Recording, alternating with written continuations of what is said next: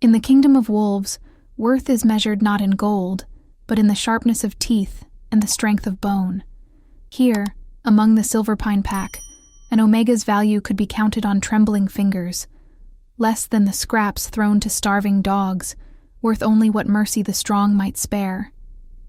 Aurelia Voss had learned this truth written in every dismissive glance, every whispered insult. Every night she went to bed with hunger gnawing at her belly while others feasted. She was the broken one, the girl whose wolf had never come, whose transformation had failed so spectacularly that even speaking of it brought shame to her bloodline. 5 copper coins. That was all she possessed in the world, the sum total of a life spent begging for acceptance from those who saw her as less than human, less than wolf, less than anything worth remembering.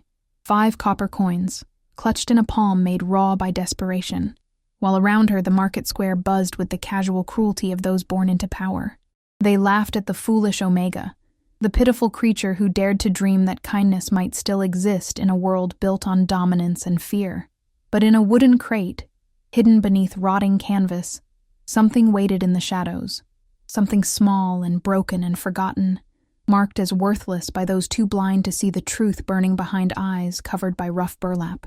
A damaged wolf pup, they called it. Cursed goods, better left to die. What they couldn't know, what none of them could possibly understand, was that sometimes the greatest power comes wrapped in the humblest packages, that sometimes salvation arrives not in glory, but in silence, that sometimes 5 copper coins, spent with a heart full of hope rather than a fist full of greed, can purchase not just a life, but the destiny that will reshape the world. In 3 months' time, they would all understand. In 3 months' time, they would remember the day they mocked the Omega girl who saw worth where they saw only waste. In 3 months' time, the very foundations of their world would tremble beneath the paws of something they had dismissed as broken, and the quiet strength of the woman who had refused to believe that broken meant worthless. The transformation was about to begin. All it took was 5 coins and the courage to love a monster. Before we begin, remember to subscribe to our channel and turn on notifications. Every day, a new story awaits you. Now, let us begin. The market square reeked of desperation and unwashed bodies, a fitting backdrop for Aurelia's weekly humiliation. She clutched her last 5 copper coins so tightly they left impressions in her palm, the metal warm from her fevered grip as she surveyed the meager offering she could afford.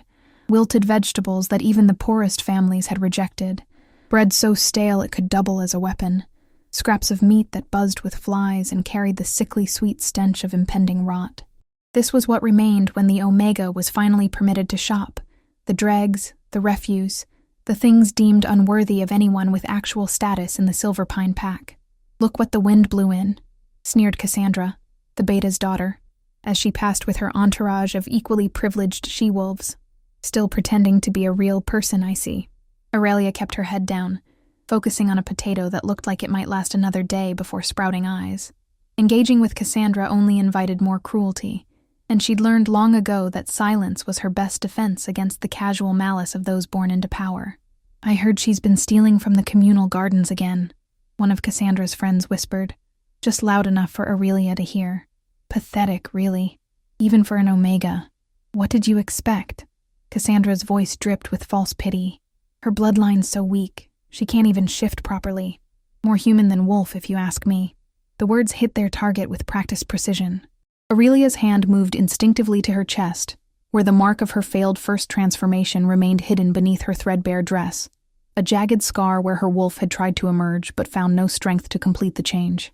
She was 17 now, long past the age when most wolves achieved their full form, yet she remained trapped in this liminal space between human and shifter. Neither one thing nor another, belonging nowhere. 5 coins, she whispered to the vegetable vendor, a grizzled man whose sympathy extended only as far as his profit margin allowed. "What can I get for 5 coins?" He looked at her with something that might have been pity if it weren't so tinged with disgust. "Not much, girl. Maybe some turnips from last week's harvest. Though I can't promise they're still good." Aurelia nodded, already reaching for her meager payment, when commotion at the far end of the square caught her attention. A traveling merchant had arrived, his cart overloaded with exotic goods that drew the wealthy like moths to flame. Rare spices from distant lands, fabrics that shimmered in the afternoon light, and in a separate section that made the crowd give it wide berth, animals, not pets or livestock, but something else entirely, creatures that carried the scent of wildness and magic, their eyes too knowing for simple beasts. The merchant called them curiosities, oddities collected from the far reaches of the continent, for those brave enough to pay his prices.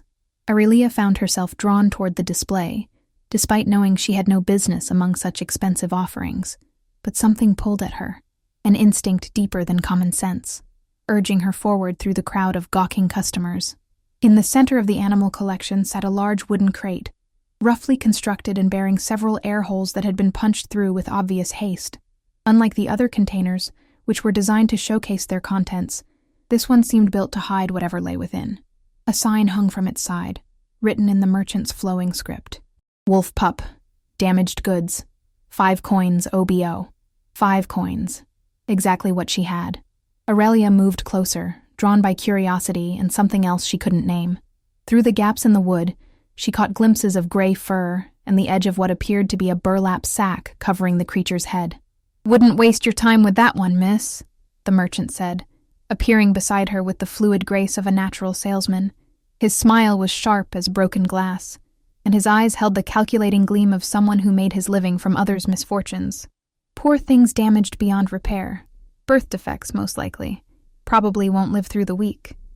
"What kind of defects?" Aurelia asked, surprising herself with the question. Couldn't say for certain. Previous owner kept its head covered, claimed it was too disturbing to look upon. The merchant shrugged with practiced indifference. "I took it off their hands as a favor, really. Though I suppose even damaged goods might serve some purpose. Pet food, perhaps. Pet food." The casual cruelty of the suggestion made Aurelia's stomach turn.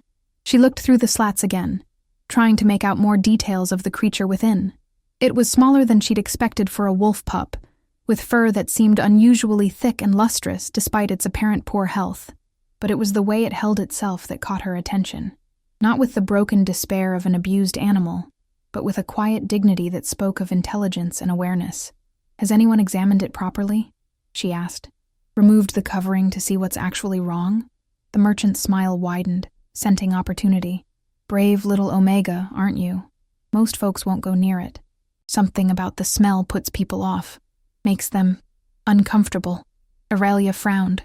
She'd been standing next to the crate for several minutes and hadn't noticed any unpleasant odor. If anything, the scent that drifted from within was oddly appealing. Wild and clean, like pine forests after rain. "I'll take it," she said before she could reconsider. The merchant blinked in surprise. "I beg your pardon?" "The pup. I'll pay your asking price." "All 5 coins?" His tone suggested he thought she'd lost her mind. "For damaged goods you haven't even properly examined?" "All 5 coins," Aurelia confirmed, already counting out the copper pieces. A hush fell over the nearby crowd as word of the transaction spread. She could feel their stares, hear their whispered conversations about the foolish Omega wasting money on a creature that would likely be dead within days.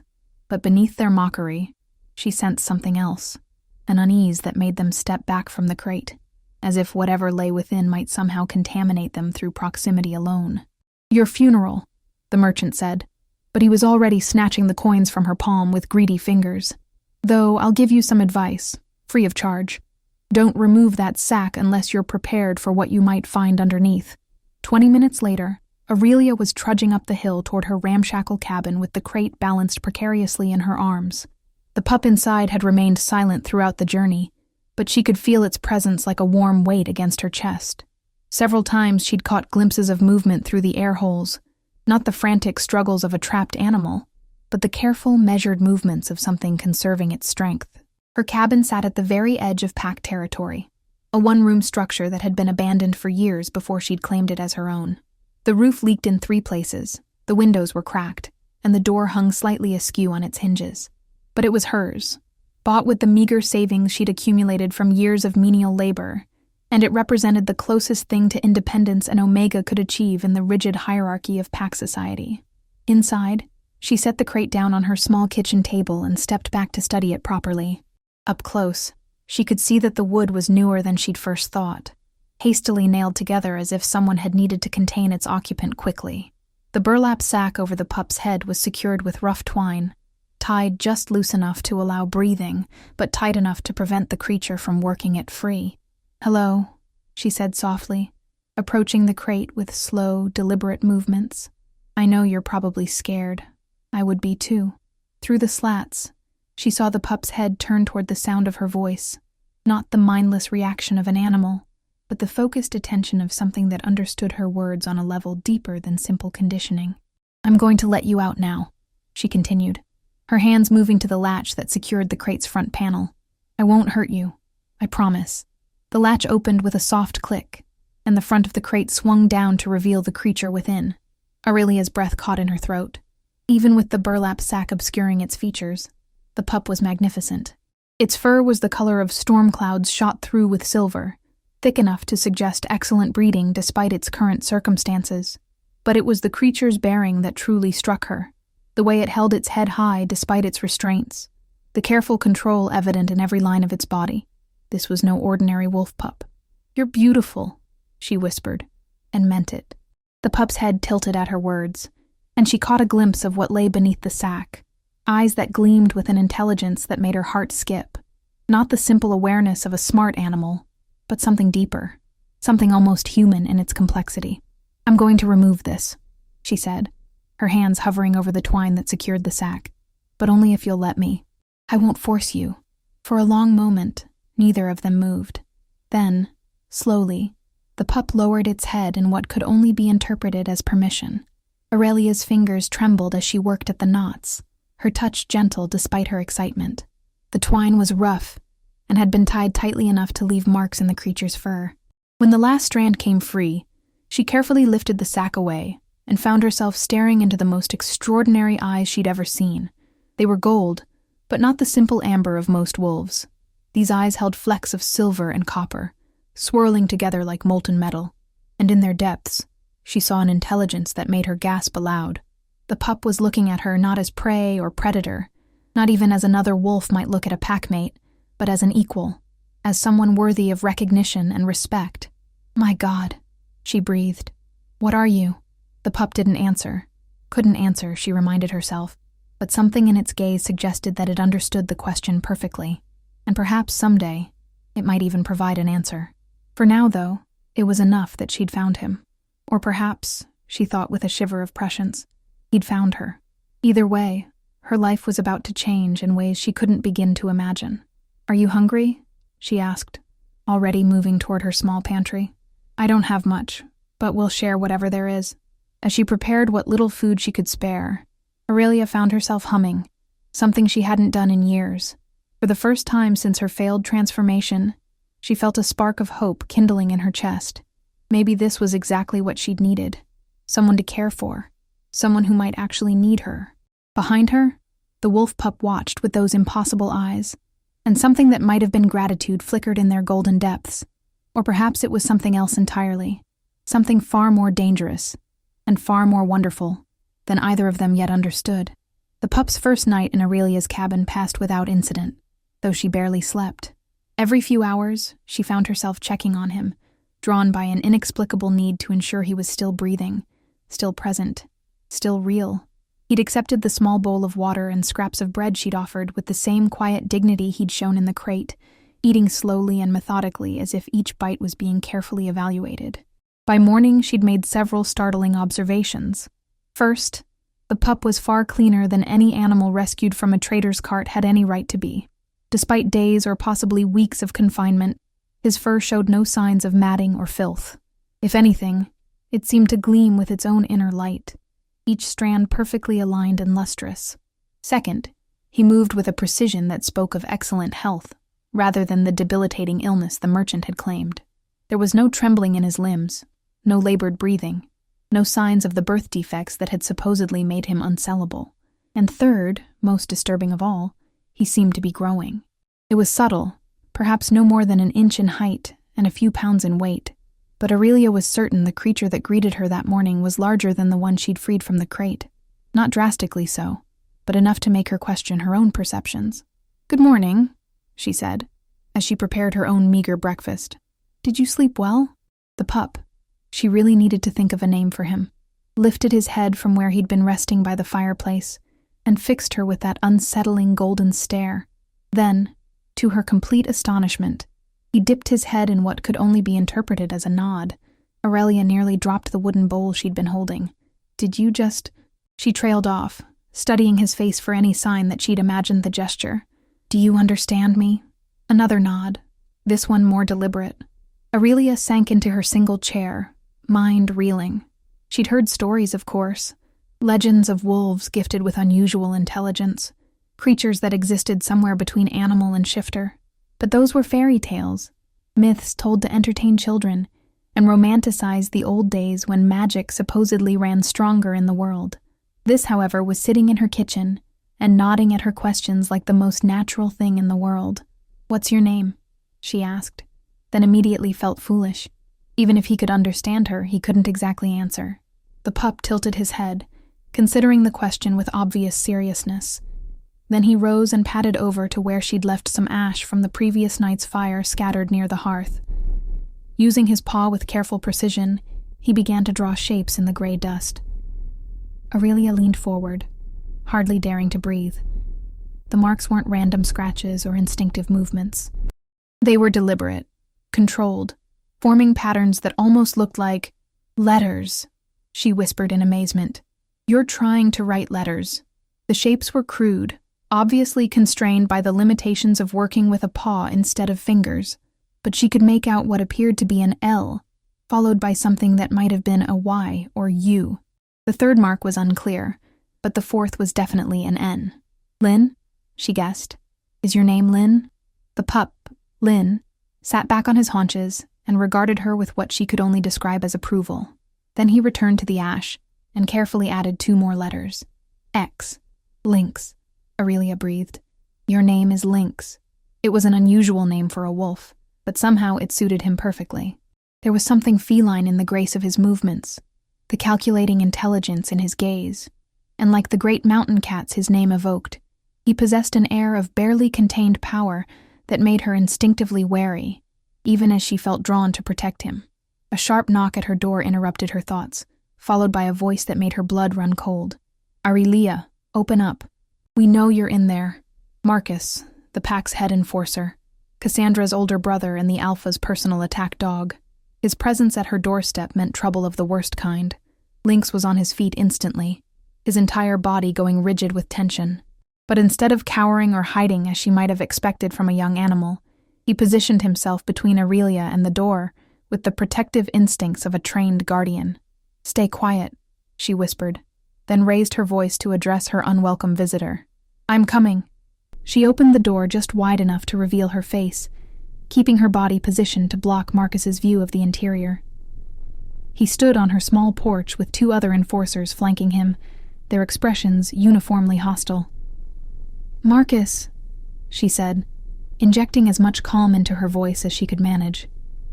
"What can I do for you?" "We've had reports of theft," he said without preamble. Specifically, theft of pack property. Aurelia's heart hammered against her ribs, but she forced her expression to remain neutral. "I'm not sure I understand. A valuable asset was sold yesterday to someone who had no right to purchase it." Marcus stepped closer, his bulk filling the doorframe. "The merchant has been persuaded to reveal the identity of the buyer." "I bought supplies at the market yesterday," Aurelia said carefully. "Food and necessities, all legally purchased with my own money, including a wolf pup that belongs to this pack." The words hit her like a physical blow. She'd known there was something special about Lynx, but if he truly belonged to the pack, why had he been abandoned in a trader's cart? Why hadn't anyone come looking for him before now? "I bought a sick pup from a traveling merchant," she said, sticking as close to the truth as possible. 5 coins for what he called damaged goods.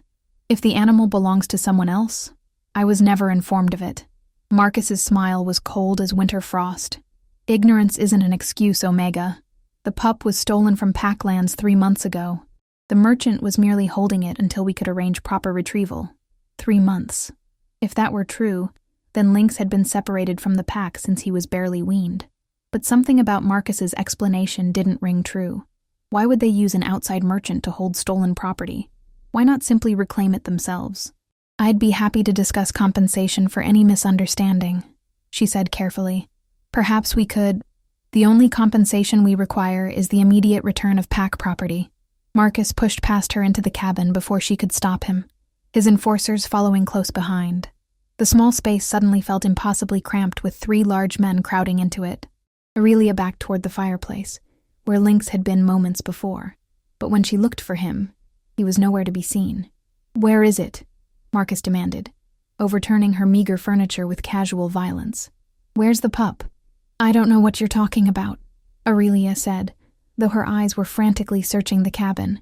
How had Lynx simply vanished? There was nowhere to hide in the single room, no closets or cupboards large enough to conceal even a young wolf. "Don't lie to me, Omega." Marcus grabbed her arm hard enough to leave bruises. "We can smell it. It's been here recently." One of the enforcers, a brutal man named Kane, was examining the area near the fireplace where Lynx had written his name in the ash. "Boss," he called softly, "you need to see this." Marcus released Aurelia and strode over to where Kane was pointing. When he saw the letters traced in the dust, his face went white. "No," he breathed. "It can't be." "What is it?" the third enforcer asked. "What's wrong?" Marcus didn't answer immediately. Instead, he knelt beside the ash markings and studied them with the intensity of a man examining evidence of his own death sentence. When he finally looked up at Aurelia, his expression had shifted from cruel amusement to something approaching terror. "Where did you learn to write these symbols?" he demanded. "Those are letters," Aurelia said, confusion clear in her voice. "Lynx. It's a name." "No." Marcus rose slowly, his movements careful and controlled. "These aren't ordinary letters. Look at the formation, the specific curves and angles. This is old script, the formal writing system used by the ancient bloodlines." Ancient bloodlines. Aurelia felt ice forming in her stomach. She'd heard whispers of the old families, lichens whose heritage stretched back to the very origins of their kind, wolves whose power was so great that modern packs could barely comprehend their capabilities. But those were legends, stories told to frighten children and remind them of their place in the natural order. "You're saying the pup wrote those?" Kane asked skeptically. "I'm saying something wrote them that was taught by the old families." Marcus's voice was tight, with barely controlled panic. "And if that's true, then we've made a terrible mistake coming here." A low growl echoed through the cabin, seeming to come from everywhere and nowhere at once. The sound was unlike anything Aurelia had ever heard, deeper than any normal wolf could produce, carrying harmonics that spoke of age and power beyond mortal understanding. The 3 enforcers spun in circles, trying to locate the source of the sound, but it continued to emanate from all around them, as if the very walls were producing it. "We should go," Kane whispered. "Now." But Marcus seemed frozen in place, his face growing paler with each passing second. "If it's really one of them," he said to no one in particular, "if the old bloodlines have returned." The growl intensified, and suddenly the air in the cabin grew thick and oppressive. Aurelia felt a familiar presence settle around her like a protective cloak, and she realized with stunning clarity that Lynx hadn't disappeared at all. He was simply choosing not to be seen. "Get out," she said quietly, her voice carrying new authority. "All of you. Now." Marcus looked at her with something approaching respect for the first time in her life. Then he nodded to his men and headed for the door. "This isn't over," he said as he paused on the threshold. "Whatever you've stumbled into, Omega, it's bigger than you understand. And when the Alpha learns of this," he didn't finish the threat, but he didn't need to. The implications were clear enough. After they were gone, Aurelia sank into her chair and tried to process what had just happened. The air gradually returned to normal, and slowly, gradually, Lynx materialized near the fireplace, as if stepping out of shadow itself. "How did you do that?" she asked, her voice barely above a whisper. Lynx padded over to where she sat and rested his large head against her knee. Through that contact, she felt something impossible, a warmth that seemed to flow directly from his mind to hers, carrying with it emotions and concepts that had no words: gratitude, protection, a promise that she would never face danger alone again. And underneath it all, a truth that made her heart race with equal parts terror and exhilaration. The creature she'd saved for 5 copper coins was no ordinary wolf pup. He was something far older, far more powerful, and far more dangerous than anyone could have imagined. And now, for better or worse, he was hers. 3 weeks passed, and the changes in Lynx were impossible to ignore. What had begun as subtle growth spurts had accelerated into something that defied natural law. Each morning, Aurelia woke to find him noticeably larger, his frame filling out with muscle that spoke of careful breeding and ancient genetics. His coat had deepened from storm gray to something closer to charcoal shot through with veins of silver that seemed to move in the light like living mercury. But it was his eyes that truly marked him as something beyond ordinary. The gold had intensified until they gleamed like molten metal, and in their depths, Aurelia sometimes caught glimpses of intelligence so vast and ancient that it made her dizzy to contemplate. He was the size of a full-grown wolf now, despite being perhaps 4 months old at most. His shoulders reached nearly to her waist when he stood beside her, and his presence had begun to affect the very air around their cabin. Birds no longer sang in the trees near her home. Smaller animals gave the area a wide berth. Even the insects seemed reluctant to venture close, and Aurelia was running out of food. Her meager savings had been exhausted within the first week of feeding a rapidly growing wolf with an appetite that seemed bottomless. She'd begun skipping her own meals, giving Lynx the larger portions while sustaining herself on scraps and the occasional wild berry she could forage from the forest. It wasn't sustainable, but she couldn't bring herself to care. Every day with him felt like a gift, an impossible dream she was afraid would shatter if she examined it too closely. He had become her constant companion, her silent guardian, and increasingly, the center of her entire world. The communication between them had evolved far beyond simple gestures. Somehow, through methods she couldn't begin to understand, Lynx had learned to share his thoughts directly with her mind. Not in words, those still seemed beyond his current capabilities, but in images and emotions so vivid, they might as well have been speech. Through these mental exchanges, she'd learned fragments of his past. Glimpses of a massive stone fortress hidden deep in mountains she didn't recognize. Memories of other wolves with similar markings. Creatures of such power that reality seemed to bend around them. And always, running through every shared vision like a dark thread, the sense of loss and separation that spoke of family torn apart by forces too great for a young mind to comprehend. But he never showed her how he'd ended up in that trader's cart. Never revealed who had put the sack over his head, or why they'd claimed he was damaged goods. Those memories remained locked away, hidden behind walls of pain too deep for him to share. This morning, as autumn painted the forest in shades of gold and crimson, Aurelia sat on her front steps, watching Lynx patrol the perimeter of their small property. His movements had gained a predatory grace that made her breath catch, fluid as water, silent as shadow, radiating the kind of controlled power that spoke of elite breeding and careful training. She was so absorbed in studying him that she didn't notice the approach of visitors until they were already climbing the hill toward her cabin. Alpha Dominic strode up the path with the confident bearing of a man accustomed to absolute obedience. Behind him walked Marcus and 2 other enforcers, their expressions grim with purpose. But it was the woman beside the Alpha that made Aurelia's blood run cold. Elder Morgana, the pack's spiritual advisor and keeper of the old knowledge. Her presence here meant this was no casual visit. The elder dealt only in matters of life and death, prophecy and ancient law. Lynx appeared at Aurelia's side before she'd even realized he'd moved, his massive form radiating protective menace. The approaching group stopped 20 feet away, clearly unwilling to come closer while he stood guard. "Aurelia Voss," the Alpha called, his voice carrying the weight of absolute authority. "By order of the Pack Council, you will surrender the creature in your possession for proper examination and disposal." Disposal? Aurelia rose to her feet, one hand resting on Lynx's broad head for comfort. "What are you talking about?" Elder Morgana stepped forward, her ancient eyes fixed on Lynx with an intensity that made the air around them seem to thicken. "Child, you have no understanding of what you've brought into our territory. That creature bears markings that should not exist in this age of the world.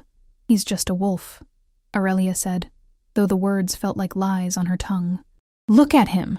Morgana's voice cracked like a whip. "Look at the silver tracery in his fur, the pattern of markings across his shoulders. Those are the bloodline markers of House Valdris, a family that was destroyed 300 years ago for crimes against the natural order. House Valdris." The name resonated in Aurelia's mind like a bell struck in a vast cathedral.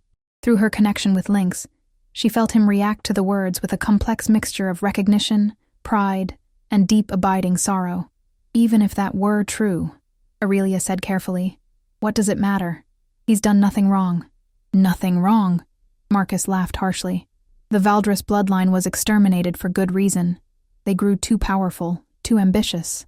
They began to see themselves as gods among wolves, demanding worship and absolute obedience from lesser packs. They were tyrants, the Alpha added, his tone brooking no argument. Monsters who used their abilities to subjugate and control. When they were finally brought down, the entire supernatural community swore that their bloodline would never be permitted to rise again. Aurelia felt Lynx's emotional response to these accusations. Not anger or denial, but a profound sadness that spoke of truths more complex than simple condemnation. Through their bond, she sensed layers of history and betrayal, of power corrupted and noble intentions twisted into something dark. That was centuries ago, she said. Whatever his ancestors may have done, Lynx is innocent of their crimes. Lynx? Elder Morgana's eyes widened. You named him Lynx? There was something in the woman's tone that made Aurelia's skin crawl, a mix of horror and terrible understanding that spoke of prophecies fulfilled and ancient fears made manifest. What's wrong with that name? Aurelia demanded. In the old tongue, Lynx was the title given to the Valdris heir, Morgana whispered. The chosen successor who would inherit the full power of the bloodline when he came of age. If this creature has claimed that name, she didn't finish the sentence, but the implications hung heavy in the air between them. It changes nothing, Alpha Dominic said firmly. Valdris blood is poison in the world. The creature will be destroyed before it can reach maturity and claim its full inheritance. No, the word came out sharper than Aurelia intended, backed by a surge of protective fury that surprised even her. You won't hurt him. I won't let you. The Alpha's eyes narrowed. You forget yourself, Omega. You have no authority here. No power to defy pack law. Then change the law, Aurelia shot back. Or find a new Omega to intimidate. Because I'm done being afraid of you. The words hung in the sudden silence like a challenge thrown down between them. Aurelia felt as surprised as anyone by her own boldness, but the connection with Lynx seemed to be lending her strength she'd never known she possessed. Foolish girl, Marcus snarled, taking a step forward. You'll stand aside, or we'll move you aside. Lynx's response was immediate and devastating. He flowed forward like liquid shadow, covering the distance between them in a heartbeat. But instead of attacking, he simply positioned himself directly in Marcus's path and fixed the enforcer with a stare that seemed to bore straight through to his soul. Marcus stumbled backward as if he'd been physically struck, his face draining of color. His eyes, he whispered. Look at his eyes. Aurelia followed his gaze and gasped. Lynx's golden irises were glowing now, lit from within by some inner fire that made them appear almost molten. And in that supernatural light, she could see something impossible. Symbols. Ancient script flowing across his pupils like text written in liquid flame. The sight, Elder Morgana breathed. He's manifesting the Valdris sight. What does that mean? Aurelia asked, though part of her already knew she didn't want to hear the answer. It means he can see the truth of things, Morgana explained, her voice heavy with dread. Past, present, and future laid bare before him, the deepest secrets of anyone who meets his gaze. It was this ability that made the Valdris bloodline so dangerous, and so feared. Alpha Dominic's hand moved to the silver blade at his belt, a weapon designed specifically for dealing with supernatural threats. All the more reason to end this now, before he grows strong enough to use such power against us. Lynx turned his blazing gaze toward the Alpha, and Dominic froze mid-draw. For long seconds, the two stared at each other across the space between them. Predator evaluating predator, power meeting power. Then something shifted in the Alpha's expression. Fear crept in around the edges of his confidence, followed by something that might have been recognition. Impossible, he whispered. You're supposed to be dead. We made sure. He cut himself off, but not before revealing far more than he'd intended. Aurelia felt the pieces clicking together with horrible clarity. You knew, she said. You knew what he was when Marcus came here 3 weeks ago. That's why you wanted him back. The pack has a responsibility, Dominic began. You were involved in what happened to his family, Aurelia continued, her voice rising with fury. That's why he was in that traitor's cart. You put him there. The Alpha's silence was confirmation enough. Through her bond with Lynx, Aurelia felt a surge of memory so powerful it nearly brought her to her knees. Images flooded her consciousness, a massive stone keep burning under a moonless sky. wolves in human form wearing the insignia of multiple packs working together to destroy everything they found. And in the center of it all, a small pup being torn away from his dying mother and loaded into a cart by traders paid to dispose of the evidence. "You monsters," she breathed. "He was just a baby. They all were. They were abominations," Marcus snarled. "Creatures whose very existence threatened the balance of nature itself." "No," Aurelia said, understanding flooding through her with crystalline clarity. "They were threats to your power. The old bloodlines didn't bow to modern pack structure, did they? They remembered when wolves were more than what you've made them into." Elder Morgana stepped forward, her expression grave. "Child, you understand nothing of the forces you're meddling with. The Valdris bloodline was destroyed for the good of all our kind. If this creature reaches maturity, if he claims his full inheritance, the supernatural world will burn." "Good," Aurelia said simply. "Maybe it's time." The words surprised her even as she spoke them, but she meant every syllable. Looking around at the terrified faces of the pack leadership, she realized that her entire life had been spent serving a system designed to keep her powerless and afraid. They called her Omega, as if it were her name, as if her worth as a person could be reduced to a single word that defined her place at the bottom of their hierarchy. But standing here with Lynx at her side, feeling the incredible power that radiated from him like heat from a forge, she understood that there were other ways to live, other definitions of strength and value that didn't depend on the approval of those who saw her as less than human. "You will surrender the creature," Alpha Dominic said, his voice taking on the commanding tone that compelled obedience from pack members. "That is not a request." Aurelia felt the Alpha's power wash over her, felt the compulsion that should have driven her to her knees in submission. But instead of overwhelming her will, it seemed to slide off her like water off stone. Through her connection with Lynx, she was borrowing his immunity to such mental manipulations. "No," she said calmly. "I won't." The simple defiance sent ripples of shock through the assembled group. Omegas didn't resist Alpha commands. It was literally impossible. Their nature made them incapable of such rebellion. Unless, of course, they were being protected by something with power greater than an Alpha's. "This ends now," Dominic snarled, drawing his silver blade fully. "If you won't surrender it willingly, we'll take it by force." He lunged forward with the enhanced speed of his Alpha nature, moving faster than human eyes should have been able to track. But Lynx was faster. The great wolf intercepted Dominic's charge with fluid grace, catching the Alpha's wrist in jaws that could have crushed stone. But instead of snapping bone and severing arteries, Lynx applied just enough pressure to stop the attack without causing permanent damage. A warning, not an execution. Dominic dangled helplessly from Lynx's grip, his silver weapon falling forgotten to the ground. And in that moment, with the pack's ultimate authority figure rendered as helpless as a pup in the jaws of something infinitely more powerful, the true balance of power became clear to everyone present. "I think you should leave," Aurelia said quietly. "All of you. And you should stay away." Lynx released the Alpha and stepped back, his golden eyes never leaving Dominic's face. The message was unmistakable. This clemency was a gift, not a right. Next time, there might not be such restraint. "This isn't over," Marcus said as the group retreated down the hill. "The council will hear of this. They'll send hunters. Let them come," Aurelia replied. "We'll be ready." After they were gone, she sank onto her front steps with trembling legs. The adrenaline was fading now, leaving her acutely aware of how close they'd all come to violence.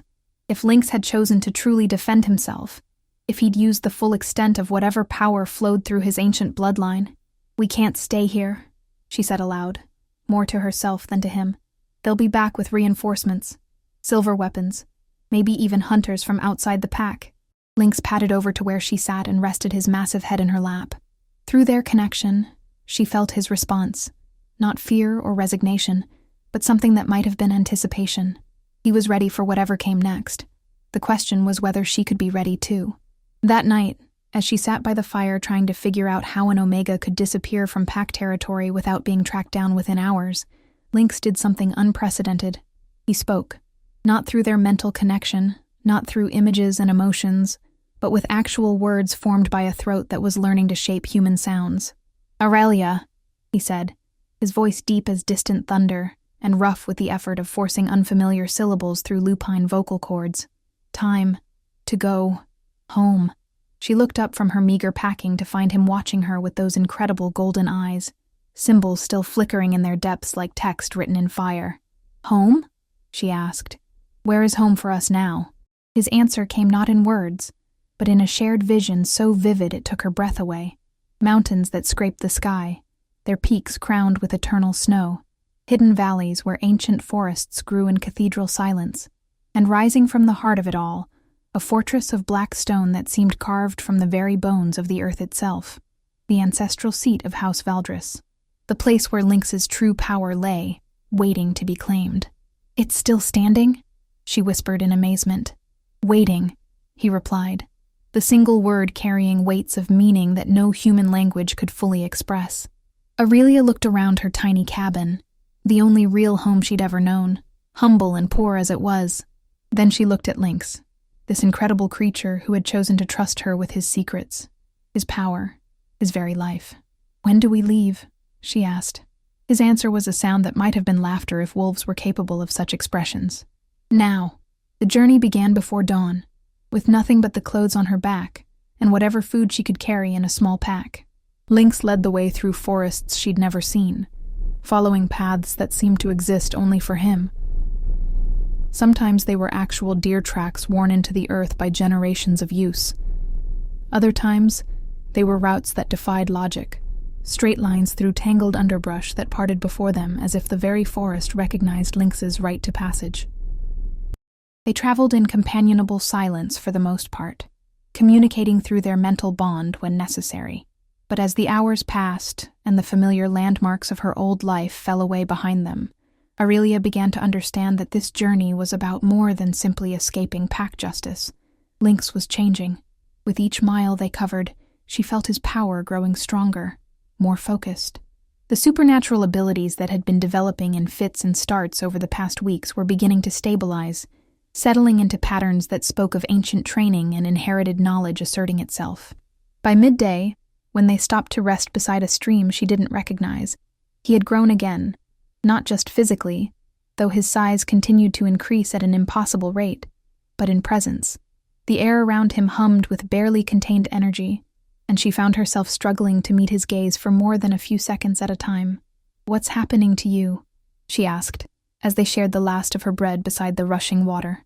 "Remembering," he replied, the word clearer now as his vocal cords adapted to human speech patterns. "Power. Calls to power. The closer we get, the more I become." "Become what?" His golden eyes met hers with an intensity that made her heart skip. "What I was born to be." That night, they sheltered in a cave that Lynx seemed to know, despite having never been in these mountains before. As Aurelia built a small fire for warmth and comfort, she watched him pace the perimeter of their temporary camp with restless energy. He was magnificent now, easily the size of a horse, and radiating such controlled power that she felt safer in this wilderness than she ever had in the supposed security of pack territory. But there was something else building in him too, a distance, a separation that hadn't been there before. "Are you still you?" she asked quietly as he settled beside the fire. "More myself than I have ever been," he replied, "but also more than I was. Will you still need me? When we reach your ancestral home? When you claim your full inheritance?" The question came out smaller than she'd intended, tinged with the fear that had been growing in her heart all day. Lynx turned to look at her with an expression so human it took her breath away. In his eyes, she saw not the alien intelligence of an ancient bloodline, but the same gratitude and affection that had first bonded them together. "Aurelia," he said, her name rolling off his tongue like a prayer. "You saved me when I was nothing, believed in me when I couldn't believe in myself, fed me from your own mouth when you had nothing to spare." He moved closer, and she felt the warmth of his presence wrapping around her like a protective embrace. "I am Lynx of House Valdris," he continued, his voice carrying new harmonics that spoke of titles and inheritance and power beyond mortal comprehension. "But before that, I am yours, and I will be yours until the stars burn out and the mountains crumble to dust." Tears sprang to her eyes at the fierce conviction in his voice. "Even when you're powerful enough to have anything you want, anyone you want, I want you," he said simply. "I choose you. Not because you're an Omega without other options, but because you have a heart brave enough to love a monster and a spirit strong enough to stand against those who would destroy what they don't understand." He paused, and when he spoke again, his voice carried the weight of prophecy. "We're going to change everything, Aurelia. The old bloodlines will rise again, but this time they won't rule through fear. They'll remember what it means to protect those who can't protect themselves. And you will be the bridge between what we were and what we can become." As she fell asleep that night with Lynx's warmth surrounding her, Aurelia felt the future unfurling before them like a banner in the wind. There would be challenges ahead, forces that would try to stop them from reaching their destination. But there would also be wonders beyond her ability to imagine. She had saved a wolf pup for 5 copper coins. In return, he was going to give her the world. The Valdris ancestral fortress rose from the heart of the mountain, like something carved from a titan's dream. Aurelia stood at the edge of the hidden valley, her breath forming silver clouds in the thin air, and stared up at walls of black stone that seemed to absorb the morning light rather than reflect it. Towers twisted toward the sky in impossible spirals, their peaks crowned with crystalline structures that caught and bent the sunlight into patterns that made her eyes water to follow. It was the most beautiful and terrifying thing she had ever seen. "How is it still standing?" she whispered, her voice barely audible over the wind that howled through the peaks around them. "If your family was destroyed 300 years ago, stone remembers," Lynx replied, his voice now fully human despite the lupine form he maintained. Over the past week of travel, his ability to speak had developed at the same impossible rate as everything else about him. And some stones are older than the grudges of wolves. He had grown again during their final approach to the mountains, his frame now so massive that Aurelia barely reached his shoulder when she walked beside him. But it was the changes in his bearing that truly marked his transformation. The playful, grateful creature she had rescued was still there beneath the surface, but overlaying it now was something regal and ancient, a presence that spoke of bloodlines stretching back to the very dawn of their kind. The silver tracery in his fur had spread and deepened, forming complex patterns that seemed to shift and flow when she wasn't looking directly at them. And his eyes had become windows into depths of power and knowledge that made her dizzy to contemplate. Yet when he looked at her, she still saw the same devotion that had first bound them together. If anything, his feelings toward her had intensified as his true nature asserted itself, as if his growing power only made him more aware of what her kindness had meant to him. "How do we get inside?" she asked, studying the sheer walls that surrounded the fortress. There was no visible entrance, no road or path leading to gates that might admit them. Lynx padded forward to where a section of the valley wall seemed unmarked by any human construction. But as he approached, symbols began to glow beneath his paws. Ancient script, carved so deeply into the stone that it had survived centuries of weather and neglect. "Lynx of House Valdris," he said formally, his voice carrying harmonics that seemed to resonate through the very bones of the mountain. "Last heir of the Northern Crown, keeper of the old laws, guardian of the deep magic. I have returned to claim my inheritance." The response was immediate and overwhelming. The ground beneath their feet began to vibrate, a harmonic thrumming that built from barely perceptible tremor to symphony of stone and earth. The symbols under Lynx's paws blazed with silver fire, spreading outward in intricate networks that traced themselves across the valley floor, like veins of liquid starlight. Then, with a sound like the world itself taking a deep breath, the mountain opened. A section of what had appeared to be solid stone folded inward upon itself, revealing a tunnel lined with the same black material as the fortress walls. Light bloomed within, not the harsh glare of flame or electric illumination, but something softer and more ethereal, as if the stones themselves were pleased to welcome their returning lord. "The mountain recognizes you," Aurelia breathed in amazement. "The mountain and I are old friends," Lynx replied, a note of something like humor in his voice. "My ancestors didn't simply build their fortress here, they became part of it, and it became part of them." As they walked through the tunnel that led into the heart of the mountain, Aurelia began to understand what he meant. The walls around them weren't merely carved stone, they were living architecture, responding to Lynx's presence with subtle shifts of color and texture that spoke of awareness and intelligence. Veins of crystal ran through the black rock, pulsing with gentle light that seemed to match the rhythm of his heartbeat. "How many of you were there?" she asked, running her fingers along a wall that felt warm to the touch, despite being buried deep within the mountain. "Before the other packs destroyed your family?" Not as many as they feared, Lynx said quietly.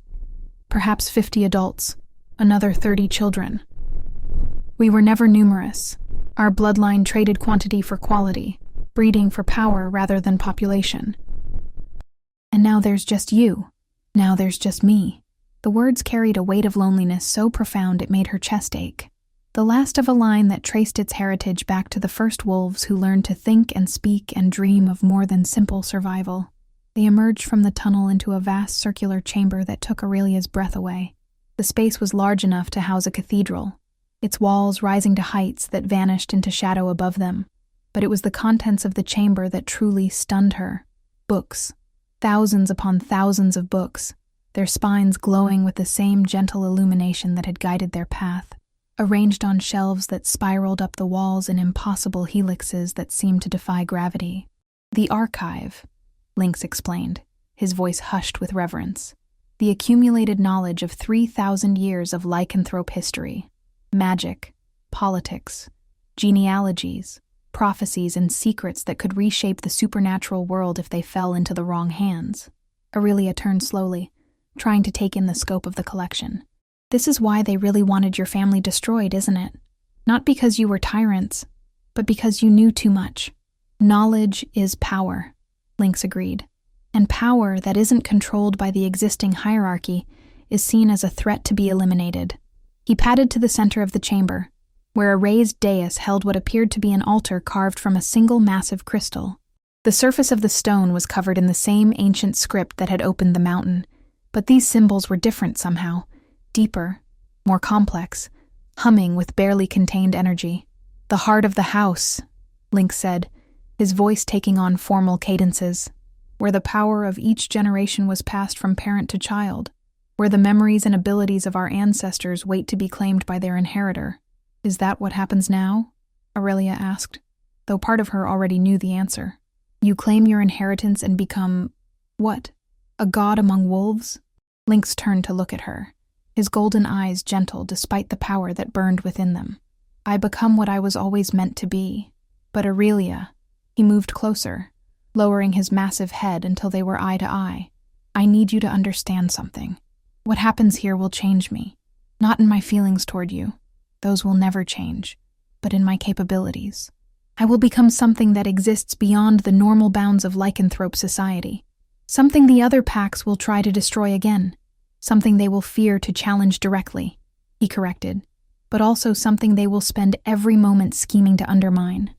The life we've lived for the past months, hiding and running and pretending to be less than we are, that's over. From this moment forward, we'll be targets. Constantly. Aurelia looked around at the impossible library, at the living architecture that responded to Lynx's presence like a faithful servant, at the altar where power beyond imagination waited to be claimed. Then she looked back at him, this creature who had grown from a frightened pup into something legendary in the span of mere months. I've been a target my whole life just for being an Omega, she said quietly. At least this time, I'll be standing beside someone who can protect the both of us. His response was a sound that might have been laughter if wolves were capable of such expressions. Protect you? Aurelia, by the time this is over, you're going to be far more dangerous than I am. What do you mean?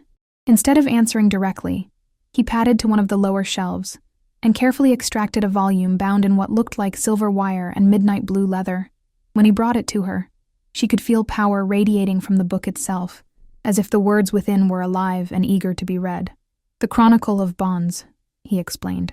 The record of every significant pairing in Valdris history, every mate chosen, every alliance forged, every partnership that shaped our bloodline's destiny. Aurelia opened the book with trembling hands and found page after page of elegant script detailing relationships that spanned centuries. Some were political arrangements, others love matches, but all were documented with meticulous care and obvious respect for the individuals involved. Why are you showing me this? She asked. Because you need to understand what's about to happen. Lynx moved to stand beside her, his presence warm and reassuring even as his words sent chills down her spine. When I claim my inheritance, when the power of my ancestors flows through me and awakens abilities that have been sleeping in my blood, it will create a bond between us. Not just the emotional connection we already share, but something deeper, something permanent. What kind of bond? The kind that makes two separate beings into something greater than the sum of their parts. His voice grew soft, almost reverent. The Valdris bloodline didn't maintain its power through strength alone, Aurelia. We maintained it through partnerships. Every heir found their complement, their perfect balance. Someone whose strengths covered their weaknesses, whose heart anchored their power in wisdom rather than ambition. Understanding began to dawn, along with a flutter of fear that had nothing to do with physical danger. You're saying I would become like you, powerful. I'm saying you already are like me, he corrected gently. You just don't know it yet. Why do you think an Omega was able to see through the deceptions that fooled an entire pack?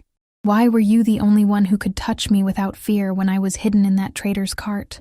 Why has my power been drawn to yours since the moment we met? Aurelia stared down at the chronicle, at the stories of partnerships that had shaped lycanthrope history for millennia. I'm not special, she whispered. I'm nobody. A failed shifter who can't even transform properly. You're the missing piece of my soul, Lynx said simply. And I'm the key that will unlock everything you were meant to be.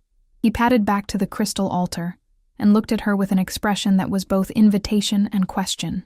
The choice is yours, Aurelia. Always yours. You can walk away now, and I'll ensure you have a safe place to live far from any who would harm you. But if you stay, if you choose to stand with me as I claim my inheritance, then there will be no going back. You'll become something the world hasn't seen for 300 years. What would that be, exactly? The Lady of House Valdris, my mate in power as well as heart, the bridge between the old bloodlines and the new world they must learn to navigate. Aurelia closed the chronicle and set it carefully aside, her hands no longer trembling. The fear was still there, but underneath it burned something stronger, a sense of rightness, of destiny finally clicking into place, after a lifetime of feeling like she was playing the wrong part in someone else's story. If I do this, she said slowly, what happens to the people who treated us both like monsters? The pack leadership that wanted to kill you before you could threaten their authority? Lynx's smile was sharp as winter wind. We remind them what it means to stand against the old bloodlines. And then we build something better in the ruins of their failures. It wasn't quite a promise of revenge, but it was close enough to satisfy the part of her heart that had been hurt and dismissed and degraded for far too long. Show me what I need to do, she said. The ritual was unlike anything Aurelia could have imagined. Lynx approached the crystal altar with movements that spoke of ceremonies remembered in blood and bone, ancestral knowledge awakening as he drew closer to the source of his family's power. The symbols carved into the crystal began to glow as he neared them, pulsing with rhythms that seemed to match the beating of her own heart. Place your hands here, he instructed, indicating a section of the altar where the stone was worn smooth by generations of touch. And whatever you see, whatever you feel, don't pull away. The power has to recognize you as willingly chosen, not claimed by force. Aurelia pressed her palms against the crystal and gasped as energy immediately began flowing up her arms. It wasn't painful, exactly, but it was overwhelming, like being caught in a river of liquid starlight that carried within it the memories and experiences of countless lives, lived in service to something greater than personal ambition. She saw Valdris ancestors stretching back through centuries, each generation adding their wisdom and strength to the legacy that Lynx was about to inherit. Warriors and scholars, healers and leaders, all united by a common understanding that true power came not from domination, but from protection of those who couldn't protect themselves. Now, Lynx said, his voice echoing strangely in the vast chamber. Now I claim what was always mine. He reared up on his hind legs and placed his massive paws on the altar beside her hands. The moment their skin touched the crystal simultaneously, the world exploded into light. Power rushed through them both with the force of a tsunami, carrying within it abilities and knowledge that no mortal mind should have been able to contain.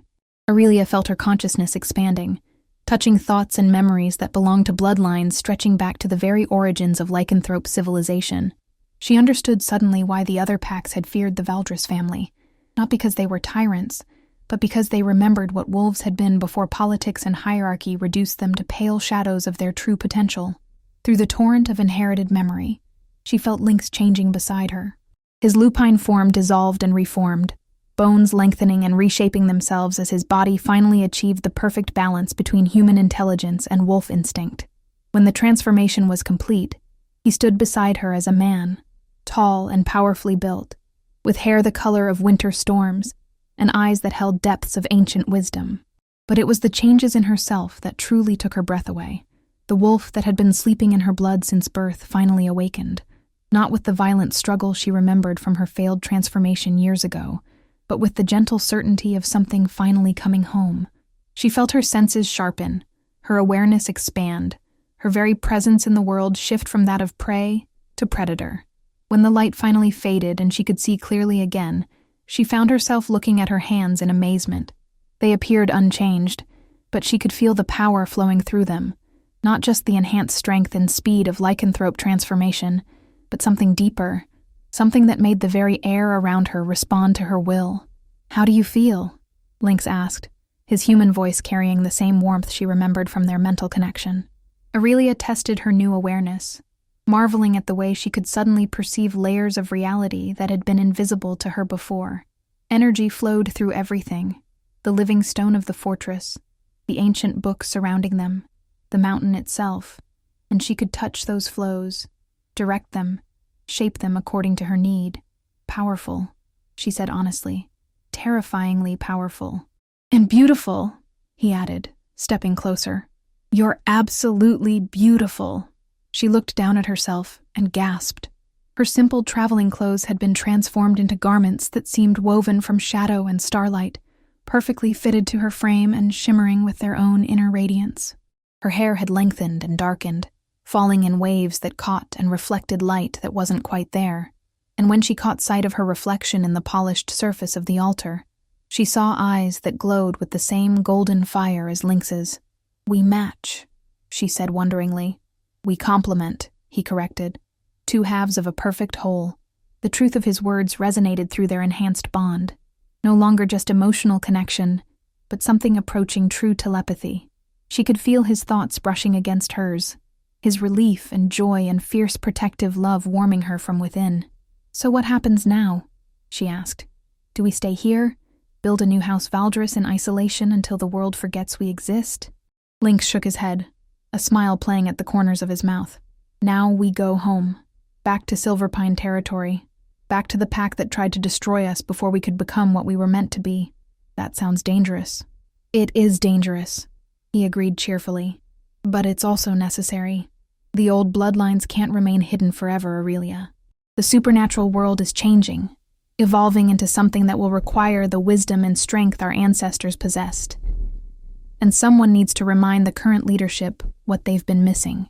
She thought about Alpha Dominic and his enforcers, about Elder Morgana and her fear of power that couldn't be controlled, about all the wolves who had dismissed her as worthless, simply because she couldn't shift properly. "When you say remind them," she said carefully, "what exactly do you have in mind?"